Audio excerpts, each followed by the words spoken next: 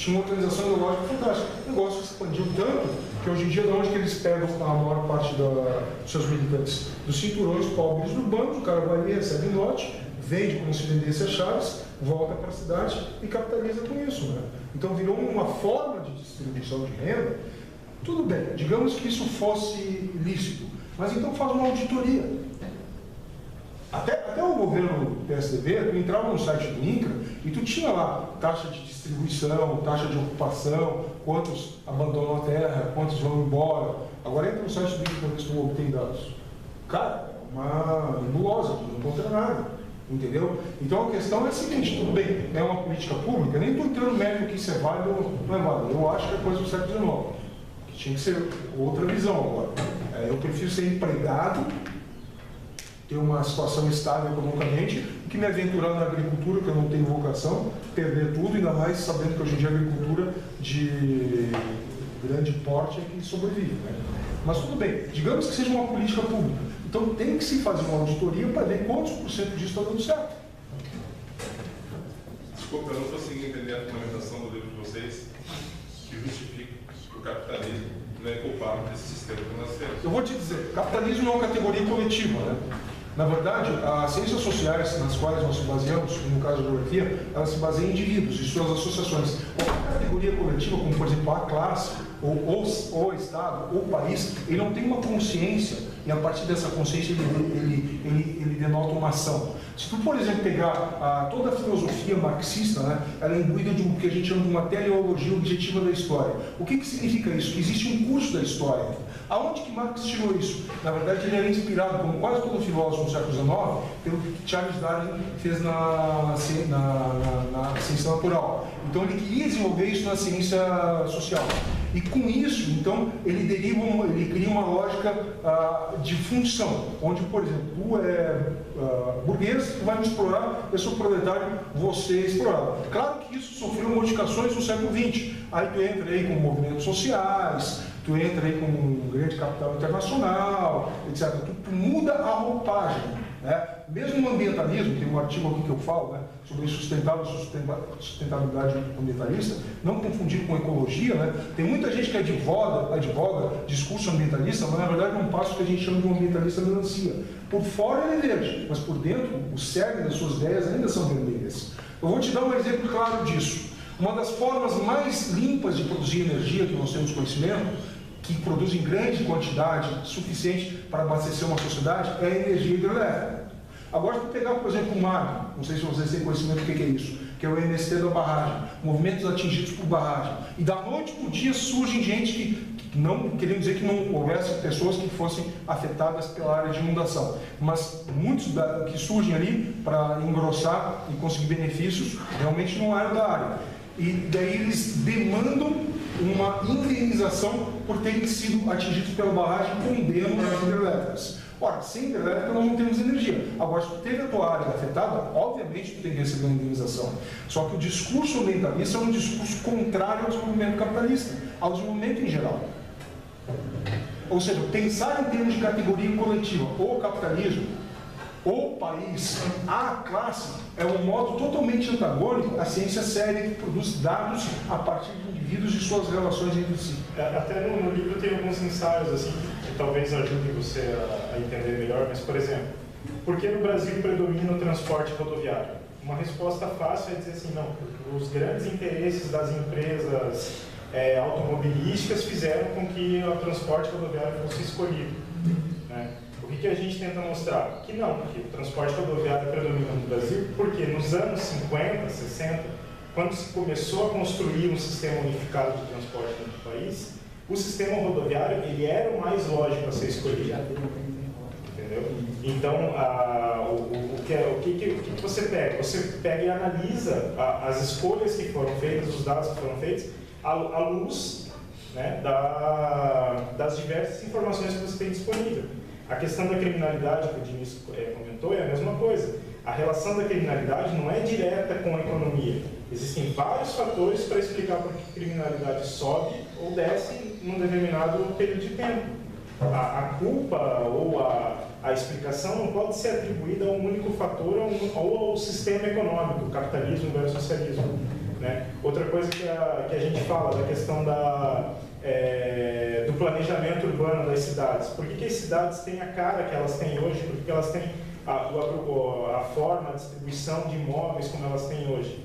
Tipo, a razão disso são diversas formas de pensamento que são colocadas e estão aí desde o século XIX, vem sendo passadas de geração em geração de arquitetos, que não tem nada a ver com capitalismo ou com socialismo, entendeu?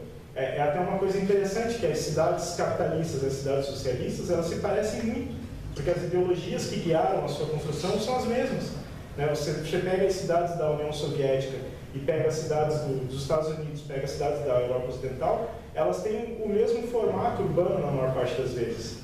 Esse desenvolvimento suburbano ou desenvolvimento em prédios de média densidade, os quarteirões, a forma dos quarteirões, unidades de vizinhança, isso aí permeia praticamente todo o desenvolvimento urbano, seja lá na União Soviética, seja na China socialista ou comunista, como queira, na Coreia do Norte ou na Coreia do Sul, né? Então, assim, não é uma coisa que está relacionada especificamente ao capitalismo. São outras ideias que não dizem respeito exatamente à organização de mercado, né? Então, às vezes a gente tem que analisar as instituições, a gente tem que abrir os olhos para outras coisas que não estão relacionadas só à economia, né? Uma coisa que a gente... E até um convite que a gente faz a vocês, eu, o Diniz e o Anselmo, nós mantemos 3 blogs diferentes, né? O Democracia e Liberdade, o Tomatadas e o Interceptor.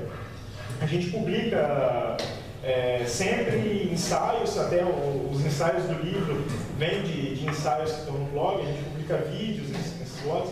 Essas coisas que a gente coloca sempre no blog são justamente questionando tanto as limitações, as simplificações que o pessoal faz à direita, quanto as que o pessoal faz à esquerda.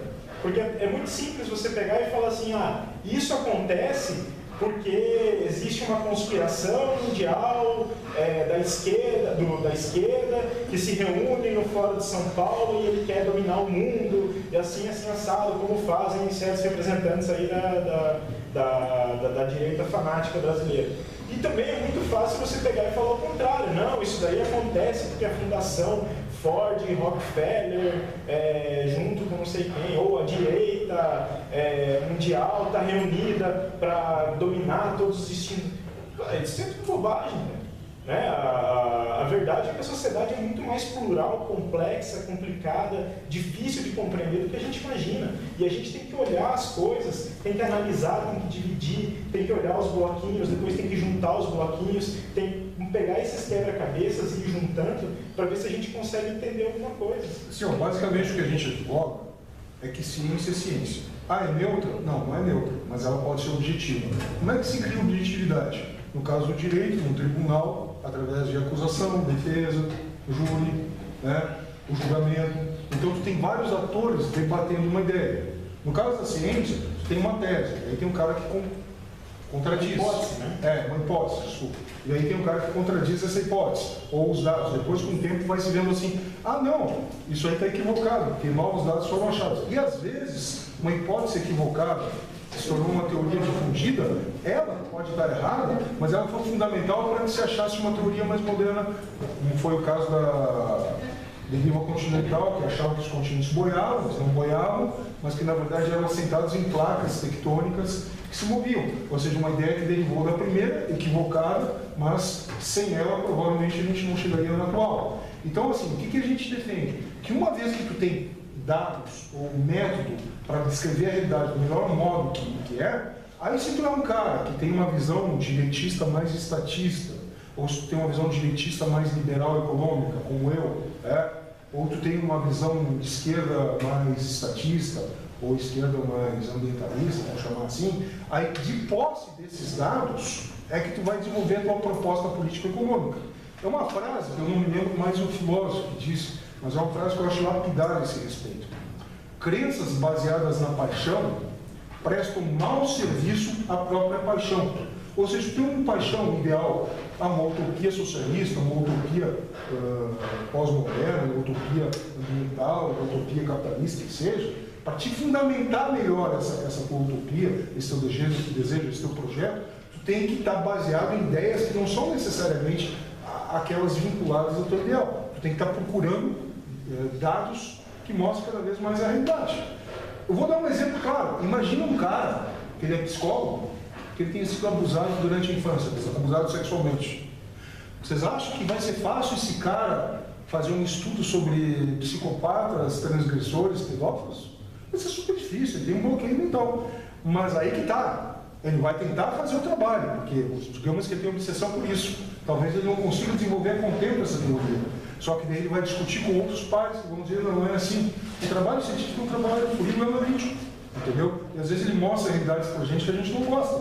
Isso aí não significa que a gente está fazendo bandeiras do capitalismo e defendendo ele. Só dizendo que o capitalismo é uma coisa muito mais complexa, dependente de várias outras variáveis, como cultura, sociedade, história, política, administração, ou a questão do direito, né?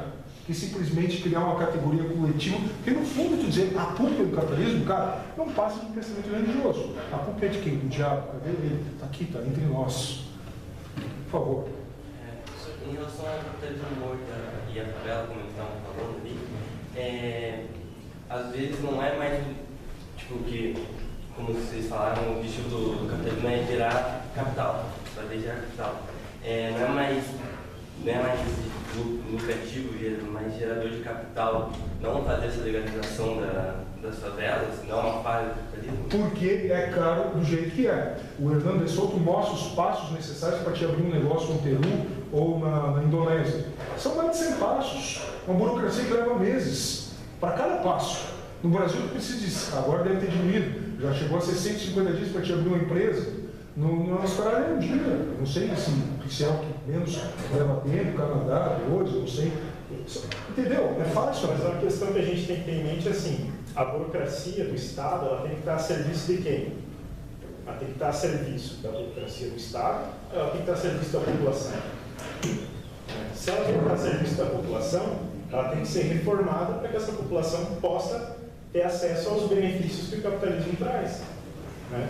Então, e ter acesso aos benefícios que o capitalismo traz é poder abrir uma empresa, é poder abrir um negócio, é poder usar os bens que você adquiriu ao longo da vida como garantia para você poder alavancar o negócio, né? Como diria a nossa presidente, né, para você poder abrir o teu negócio e criar os teus filhos com o teu negócio aberto, né? Na verdade, a não legalização das favelas e dos negócios informais, ele é lucrativo para o Estado. Mas é lucrativo porque é isso que eles estavam comentando. O fiscal fica rico. É uma coisa que o Hernando de Soto também mostra. O Estado cria dificuldades para vender facilidades. Então, assim, a não legalização das favelas para o capitalismo é ruim, mas para a burocracia do Estado é bom. Deixa eu perguntar, aqui na base que você está nos dados, né? Eu queria saber como que a gente vê a Constituição que a gente pode arrancar esses dados, porque os dados fundamentam todas as ideias que vocês estão falando, né? Como que a gente sabe que esses dados que a gente está angariando não são falsos?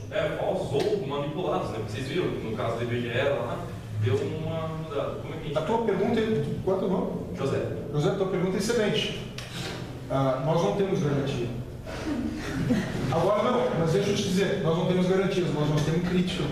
Agora imagina um país que se diga que a educação é excelente, que se diga que a saúde é exemplo para o mundo, só que esse país hipotético, que eu nem sei se existe, uma ilha perdida no Caribe, vamos supor, é governado por uma ditadura que controla a imprensa, dá para confiar? E no entanto tem um monte de gente que confia, e um monte de gente que usa esse país como exemplo, né? Eu vou chutar que seja Cuba, não sei se é verdade, né? E que diz que o problema é o capitalismo, né? Então, peraí.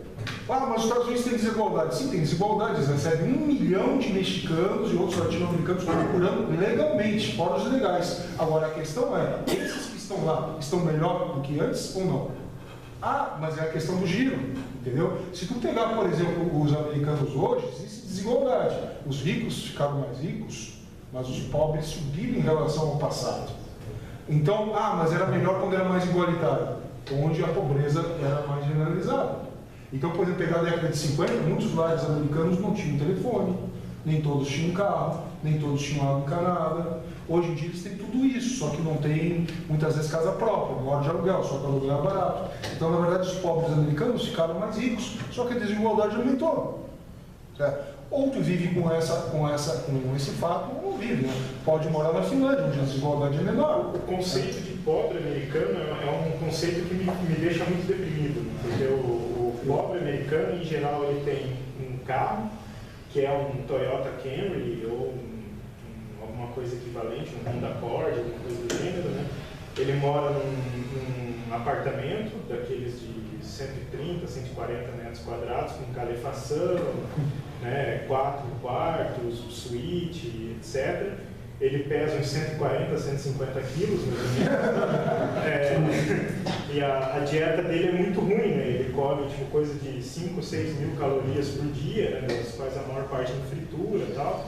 E normalmente ele tem o ensino médio completo só e algum curso técnico, né? E a maior parte das vezes ele está desempregado, mas a renda dele anual é coisa de 40 mil dólares. Né? Então o cara ganha mais do que eu, come mais do que eu, tipo, tem um carro melhor do que o meu e mora numa casa maior do que a minha. Né? Vale a pena tipo, ser pobre nos Estados Unidos. Pois é, é uma coisa que me deixa muito deprimido. Né? Mas essa questão que tu falou da gordura, do sobrepeso, Ele só não é mais escolarizado do que eu, mas com menos escolaridade ele consegue ter mais renda, uma casa melhor, um carro melhor e ainda vive de auxílio do governo. Né? essa questão da pobreza que tu falou, do sobrepeso, aí o que a gente vai falar? Tá vendo como o capitalismo é ruim? Faz as pessoas engordarem e padecerem mais. Por isso que as pessoas estão vivendo cada vez mais. Né? Detesta. Não, pera aí.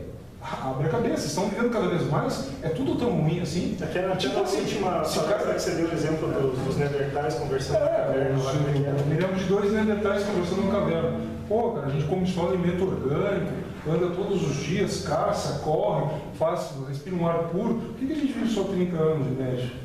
Então, quer dizer, para pensar, tem alguma coisa errada nesse discurso. E tipo assim, se o capitalismo te oferece mais bobagem para comer, também te oferece coisas boas para comer. A escolha é tua. A característica da nossa sociedade é que ela é livre. Tu come o que quiser. Agora tu vai culpar o capitalismo porque tu quer comprar porcaria? Não. Mas aí, o grau de insanidade dos caras é tanto, né, dessa esquerda, que assim, eles têm que achar que a gente é autômato, totalmente desligado. Né? E quanto à cultura, só complementando o que o Fernando falou, o estado da Louisiana, que não por acaso é um dos mais pobres dos Estados Unidos, 43%, eu acredito, da população tem sobrepeso. Mas se pegar Colorado, ali, perto das montanhas, tem vários esportes, o pessoal faz caminhada, trekking, anda de bicicleta, ali é coisa de menos de 15% com sobrepeso. Então depende muito das características locais, da cultura e interação com a geografia, não é o capitalismo, entendeu? É relativo isso. Bom, pessoal, agora com sorte, assim, a gente gostaria de vender alguns livros.